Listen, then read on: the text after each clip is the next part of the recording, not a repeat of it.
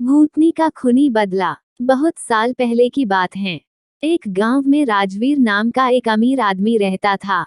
उसकी उम्र लगभग 30-35 साल थी। उसे जंगल में शिकार करने का बहुत शौक था। एक दिन वो एक घने जंगल में शिकार करने के लिए गया।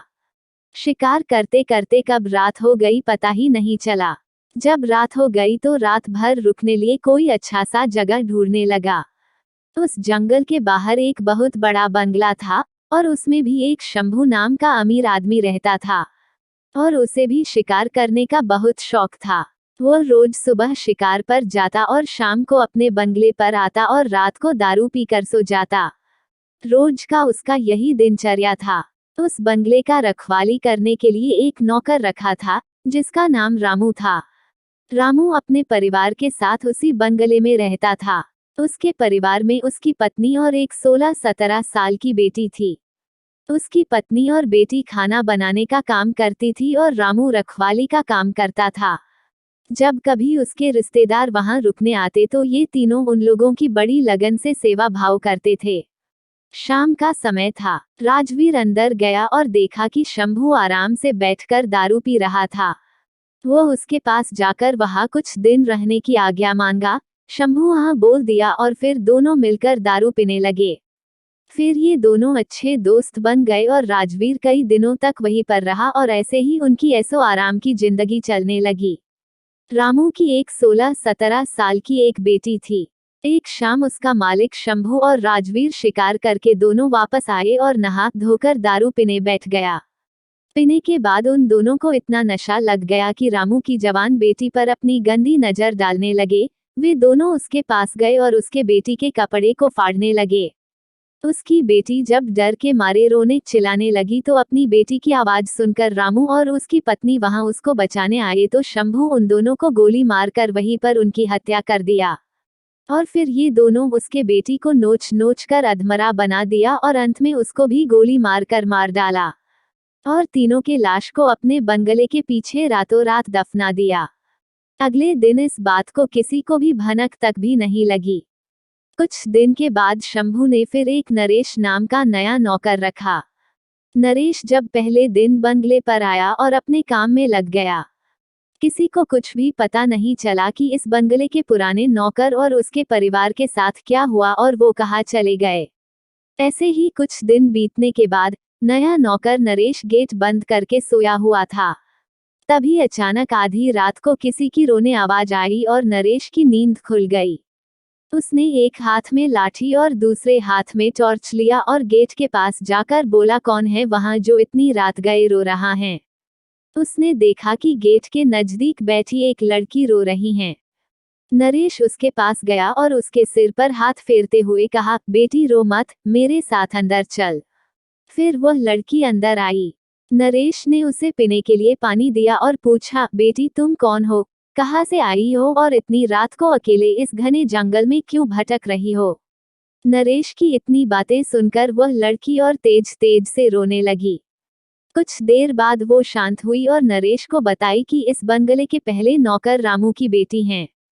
फिर उसने ये भी बताया कि कैसे इस बंगले के मालिक शंभू और राजवीर ने उसके माता और पिता को मार डाला और फिर अपनी प्यास बुझाने के लिए मेरे शरीर को नोच नोच कर मुझे भी मार डाला। फिर हम तीनों के लाश को इसी बंगले के पीछे दफना दिया। उस लड़की की इतनी सी बात सुनकर नरेश डर गया और उसके डर के मारे पसीने निकलने लगे। फिर थोड़ी देर बाद हिम्मत रखते हुए उससे पूछा, ऐसे कैसे हो सकता है, अगर तू मर गई है तो मेरे सामने कैसे बैठी हैं। नरेश की यह बात सुनते ही वह लड़की अचानक गायब हो गई और थोड़ी ही देर बाद उसी कमरे के दीवार पर उल्टा लटक गई। नरेश ये सब देखकर पूरी तरह से थरथराने लगा।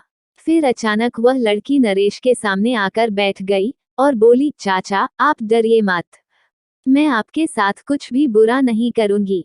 उसकी बातें सुनकर नरेश का डर धीरे धीरे शांत हो गया और माथे पर आए पसीने को अपने गमछे से पोंछ लिया। फिर उसी रात को उस लड़की ने नरेश को वह जगह दिखाई जहां उन तीनों को दफनाया गया था। नरेश ने कुदाल से खोदकर उन तीनों ने अस्थियों को निकला और फिर उस लड़की से वादा किया कि वो उसका मालिक शंभू और राजवीर के खिलाफ कोर्ट जाएगा और उस लड़की को इंसाफ दिलवाकर रहेगा। नरेश की बातें सुनकर वह लड़की रोते हुए बोली कि चाचा, आपको कुछ नहीं करना है। उस राक्षस से बदला तो मैं लूंगी, बस आप मेरी थोड़ी सी मदद कर दीजिए। फिर क्या उस लड़की के बताए अनुसार नरेश ने बीमारी का बहाना बनाकर उस बंगले की नौकरी छोड़ दी और उस लड़की से किए हुए वादे के अनुसार उसके माता पिता के अस्थियों को जला दिया और उन दोनों के नाम पर पूजा पाठ भी करवाया। उन दोनों की मुक्ति हो गई, लेकिन लड़की के कहे अनुसार नरेश ने ना लड़की के अस्थि को जलाया और ना ही उसके क्रियाकर्म के लिए कोई पूजा पाठ ही किया, क्योंकि उस लड़की ने कहा था कि अगर उसके लिए भी पूजा पाठ हो गई तो वह इस भूती शरीर से मुक्त हो जाएगी और फिर उस दरिंदों से अपना बदला नहीं ले पाएगी। समय बीतता गया। कुछ महीने बाद शंभू ने फिर एक नया नौकर ढूंढने की कोशिश करने लगा, लेकिन उस बंगले में कोई दूसरा नौकर आने को तैयार ही नहीं होता, क्योंकि नरेश दिन रात वही घूमता फिरता रहता और नए आने वाले नौकर को उस बंगले की भूत वाला कहानी सुनाकर भगा देता। कभी कभी वह लड़की भी आने वाले नए नौकर को भूत बनकर रात के समय में अजीब अजीब आवाजें निकलकर डरा देती और वे डर के मारे भाग जाते, फिर दूसरे दिन रखवाली करने नहीं आते। उस बंगले पर ऐसे ही रोज कितने शिकारी आते, दारू पीते, मौज मस्ती करते, लेकिन जिंदा वापस कभी नहीं जाते, क्योंकि वहां आने वाले हर शिकारियों से उसको सख्त नफरत हो गया था। कभी कभी वो लड़की एक सुंदर रूप बनाकर जंगल में जाती और दूसरे शिकारियों को अपने जाल में फंसाती और शाम को उस बंगले में ले आती और रात को अपने असली रूप में आ जाती और उसे चिर फाड़ कर मार डालती और उसका खून पी जाती।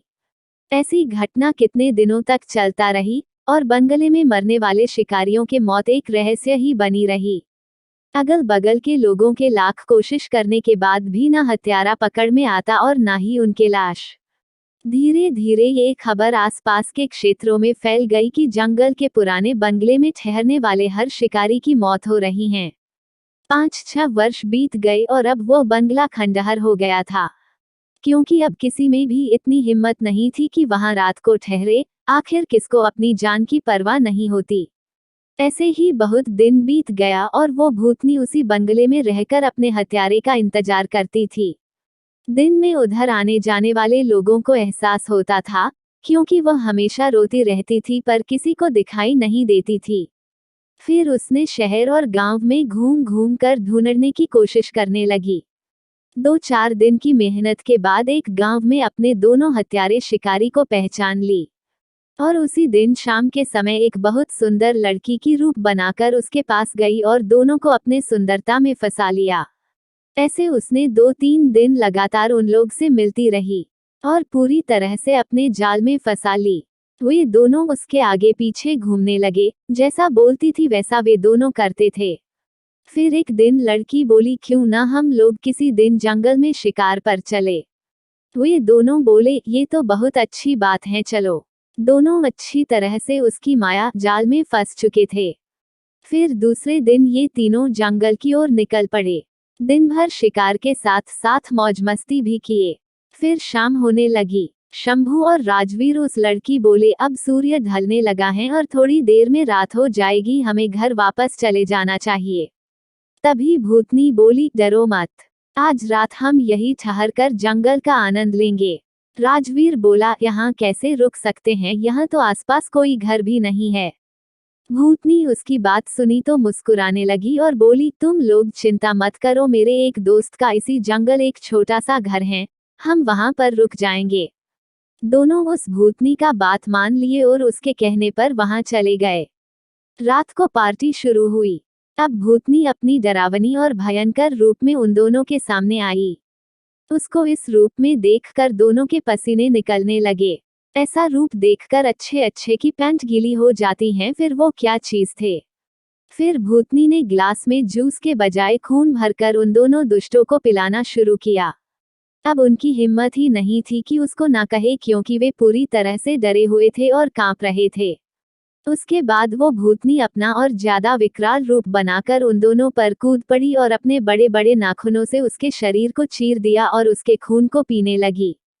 फिर उसके दोनों आंखों को निकालकर खा गई और इसके बाद उसे एक पत्थर पटक पटक कर दोनों को मार डाली। यदि ये कहानी आपको पसंद आई हो तो अपने दोस्तों और अन्य लोगों के साथ शेयर जरूर करिएगा।